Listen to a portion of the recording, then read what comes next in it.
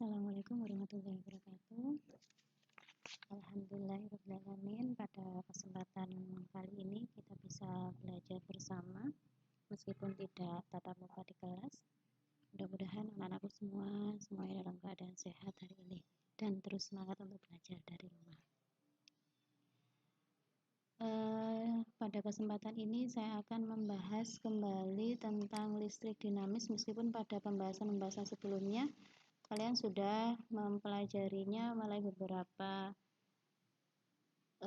bahan belajar atau sumber belajar, ada dari buku, kemudian video pembelajaran. Nah, di sini akan saya pertegas kembali beberapa konsep berkaitan dengan hukum Ohm, ditambah juga dengan hasil dari latihan soal yang sudah kalian kerjakan di quizzes.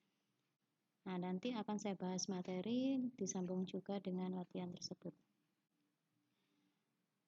Untuk tahapannya pada saat itu kalian sudah menyusun peta konsep, kemudian membuat grafik data percobaan hukum Ohm, ada latihan soal juga dari buku paket, terakhir latihan quizzes itu.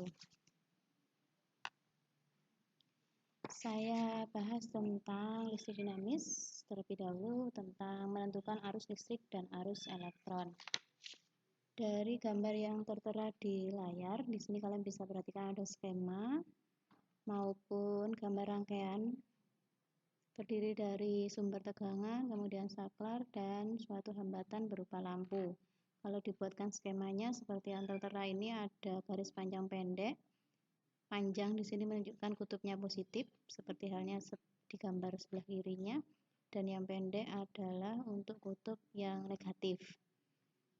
Kemudian kalau diperhatikan juga, di sini ada bola-bola merah dan biru yang bergerak. Kalian bisa perhatikan ini ada yang merah untuk arah arus listrik, yang biru arah elektron.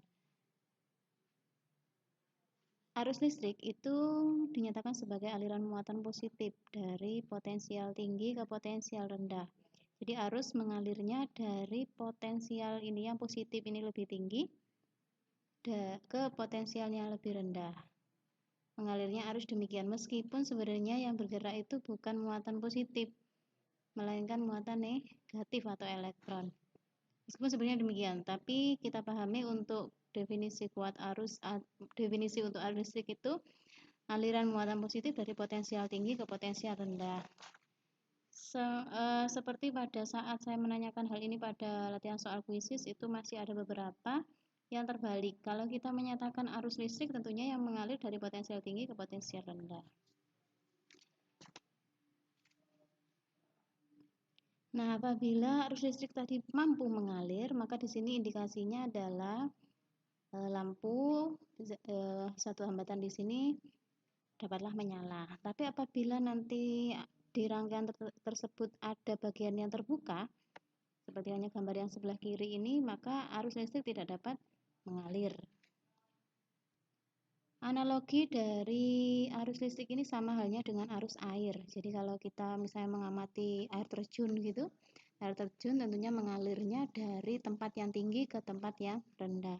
Sama halnya dengan peristiwa tersebut, kalian bisa memaknainya untuk arus listrik tentunya mengalir dari potensial yang lebih tinggi ke potensial yang lebih rendah. Tentunya harus ada perbedaan ketinggian tadi. Kalau arus harus ada perbedaan potensial. Berikutnya, setelah arus listrik dapat mengalir, kita bisa mengetahui seberapa kuat arus listrik tadi mengalir, yang kita sebutnya dengan kuat arus listrik. Nah, kuat arus listrik ini nantinya disimbolkan dengan huruf I besar, dinyatakan sebagai banyaknya muatan listrik yang mengalir tadi dalam satu satuan waktu tertentu. Jadi kita tuliskan rumusnya I sama dengan Q per T. Q adalah muatan listrik dibagi dengan T. Dengan masing-masing satuannya bisa diperhatikan di sini ada ampere untuk arus, Q muatan itu kolom, dan T dalam satuan waktu sekon. Selanjutnya untuk pengukuran kuat arus. Tadi kuat arus adalah jumlah muatan yang mengalir per satuan waktu. Nah, seberapa banyak muatan yang mengalir tadi dalam satuan waktu kita bisa mengukurnya dengan suatu alat yang kita sebut dengan ampere meter.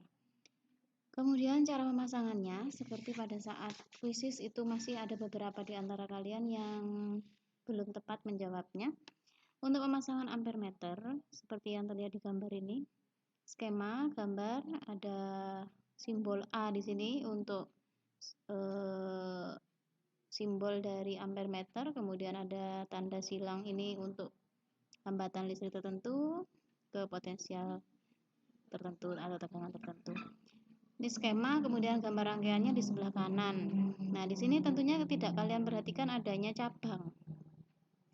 Tidak ada cabang itu artinya bahwa pemasangan dari ampere meter haruslah disusun secara seri, harus seri, tanpa ada cabang.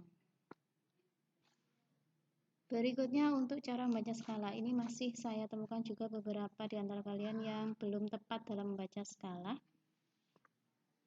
Cara membaca skala ampere meter, kalian perhatikan di sini ada gambar bagian dari ampere meter. Pada saat itu juga pernah saya bagikan video untuk membaca skalanya juga.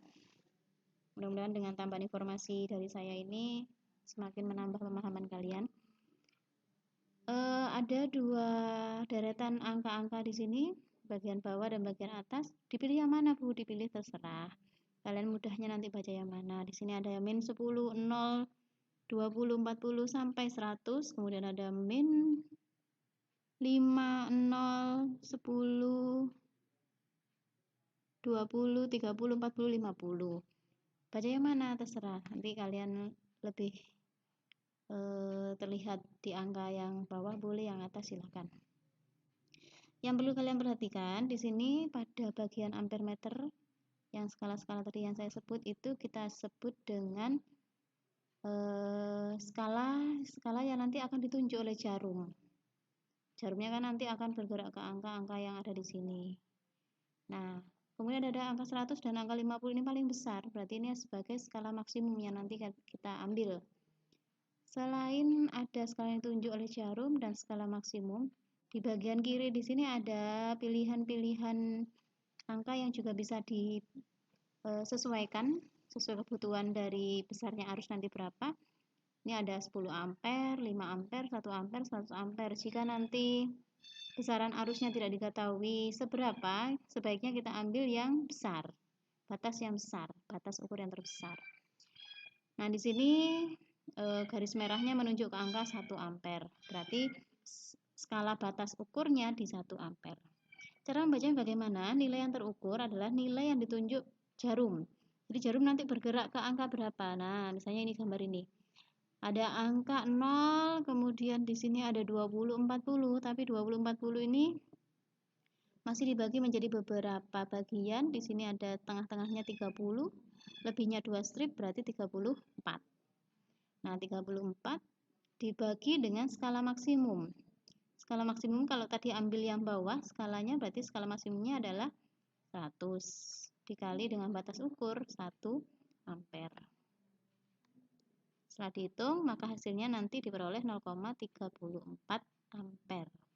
Berikutnya, pengukuran beda potensial atau tegangan. Beda potensial atau tegangan, alat yang bisa digunakan untuk mengukurnya berupa voltmeter namanya. Pemasangannya tidak boleh terbalik dengan ampere meter tadi. Kalau ampere meter harus dipasang seri, sebaliknya untuk voltmeter dipasang secara paralel. Nah, ciri dari rangkaian paralel seperti yang sudah pernah kalian ketahui, ada cabang-cabang. Nah, ini ada titik percabangan, maka di sini rangkaiannya berupa rangkaian paralel. Berikutnya cara membaca skala. Untuk cara membaca skala voltmeter sama seperti membaca skala ampere meter. Silakan dibuka lagi tadi atau diulang lagi pembahasannya tentang cara membaca skalanya. Berikutnya hukum Ohm. Nah, di sini hukum Ohm, hukum yang menyelidiki tentang hubungan antara tegangan dengan arus. Nah, perhatikan skema yang terlihat di gambar atau di slide-nya. Ada baterai sebagai sumber tegangan dihubungkan ke saklar. Kemudian di sini ada garis merah biru tidak ada cabang. Ini pemasangannya untuk ampere meter. Kemudian merah lagi, oh di sini ada cabang.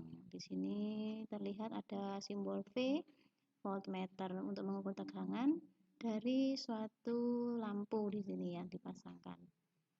Nah, penyelidikan yang dilakukan oleh Robert Ohm di sini dengan beberapa variasi jumlah baterai. Baterai divariasi sejumlah 1 buah, 2 buah, 3 buah. Saya data demikian diperoleh nilai V 1,2 volt, kemudian untuk 2 baterai 2,6 volt, 3 baterai 4,0 volt. Dibaca juga arus yang terlihat, jarumnya menunjukkan angka berapa saja. Ketika baterai 1 buah tegangan 1,2 volt tadi, ternyata arusnya 0,2. Baterainya bertambah menjadi 2, arusnya 0,4. Baterainya menjadi 3, arusnya bertambah lagi 0,54. Artinya apa? Ketika ada penambahan jumlah baterai diiringi juga dengan besar tegangan yang bertambah, arusnya pun ikut bertambah, semakin besar. Dengan kata lain, kita bisa menyatakan bahwa beda potensial ini sebanding dengan kuat arus listrik yang mengalir. Kita tuliskannya dengan V sebanding dengan I. V sebanding dengan I, belum sama dengan. Nah, akan sama dengan, ini nanti ada faktor pengalinya. Grafik ini pun pernah kalian buat dari tugas sebelumnya, menyusun grafik atau membuat grafik dengan menggunakan Microsoft Excel. Hampir semuanya sudah menyelesaikannya dengan baik. Hanya saja sekarang keterampilan membacanya dari grafik ini harus dikuasai. Kalau diperhatikan bentuk grafik yang didapat dari percobaan ini, bahwa tegangan dengan arus, nah ini tadi tegangannya 1, 2, 3 dan seterusnya, semakin besar tegangannya, arusnya pun semakin besar, sehingga diperoleh titik-titik penghubung dari data yang ada. Kalian buatkan garis lurusnya yang punya kemiringan tertentu. Semakin bertambah nilai tegangan, semakin besar pula nilai arusnya. Kesebandingannya tadi ada. Jadi V sebanding dengan I. Ditulis demikian, V sebanding dengan I akan menjadi sama dengan, ini berdasarkan suatu nilai tertentu yang nanti bisa kita dapat dari grafik juga. Tidak lain, grafik ini kan punya kemiringan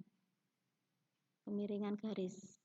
Kemiringan garisnya nanti kita nyatakan sebagai gradiennya itu didapat ini. Nah, kemiringannya kan nanti tangannya begitu, kalian bisa tuliskan V per I. Nah, tangan tadi V per I tidak lain itu menyatakan nilai R, hambatan dari lampu yang tadi dipasangkan. R sama dengan V per I. Nah, dari persamaan ini bukan berarti bahwa R dipengaruhi oleh I, R dipengaruhi juga oleh V, tidak. Tapi R nanti ada faktor-faktor yang mempengaruhi, saya bahas setelah ini. Jadi diingat bahwa V ada kesebanding dengan I, sebanding dengan I.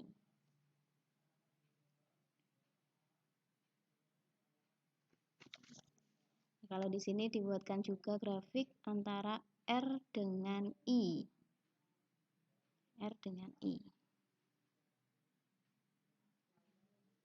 Selanjutnya saya bahas untuk faktor-faktor yang mempengaruhi besar hambatan pada kawat. Besar hambatan pada kawat, di sini R-nya, R ini apa saja yang mempengaruhi, bukan V, bukan I, seperti yang tadi sudah saya bahas. R ini akan dipengaruhi oleh 3 hal. Di sini kalian bisa perhatikan ada panjang kawat, luas penampang kawat, hambatan jenis kawat. Dengan catatan, faktor-faktor ini tidak adanya perubahan suhu yang terjadi pada rangkaian tersebut. Jadi tidak ada kenaikan suhu ataupun penurunan suhu. Karena nanti kalau ada faktor suhu, tentunya R juga akan berubah. Mengapa demikian? Kalau kita bahas dulu satu persatu. R di sini dipengaruhi oleh Rho. Rho ini hambatan jenis kawat. Hambatan jenis kawat, jenisnya kawat. Jadi kalau kawat itu terbuat dari besi, baja, aluminium ataupun yang lain-lain, tentunya kan nilai hambatannya beda-beda. Rho ini akan beda. R sebanding dengan rho. Semakin besar rho-nya, maka R-nya pun akan semakin besar. Kemudian selain hambatan jenis kawat juga ada L. L di sini panjangnya kawat. Semakin panjang kawat, maka hambatannya pun semakin besar. Satu lagi selain dua faktor tadi ada luas penampang kawat A. Luas penampang kawat, kalau kawat kita ketahui bentuknya demikian itu, maka luasannya berupa lingkaran. Betul. Sesuaikan nanti luasannya, luas untuk luas lingkaran. Nah, ini dengan catatan tidak ada perubahan suhu. Jika nanti terjadi perubahan suhu, bagaimana dengan nilai R? Ya tentunya kawat tadi yang terbuat dari baja, aluminium ataupun yang lain, ketika ada faktor suhu yang mempengaruhi, ya tentunya akan terjadi peristiwa pemuaian. Kalau terjadi pemuaian, tentunya kan R juga akan berubah. Yang perlu diketahui juga, R di sini berbanding terbalik dengan A. Luas penampangnya berbanding terbalik, tapi sebanding dengan rho dan L. Kalau tadi ada faktor perubahan suhu, kalian bisa sertakan persamaan untuk menghitungnya delta R sama dengan R0 alfa delta T. Mirip seperti persamaan pemuaian yang sudah pernah kalian pelajari sebelumnya. Nah, itu beberapa pembahasannya. Kemudian di sini ada bahan-bahan yang mungkin bisa kalian tambah informasi berkaitan dengan jenis-jenis bahan. Di sini ada bahan yang namanya konduktor, isolator. Itu berdasarkan kemampuan dari suatu bahan untuk menghantarkan arus listrik. Ketika nanti kalian mengenal ada satu bahan yang namanya superkonduktor, bahan ini saat ini sangat dikembangkan karena bahan ini bahan yang memiliki hambatan listrik 0. Jadi arus itu lewat saja tanpa dihambat oleh penghantar ini.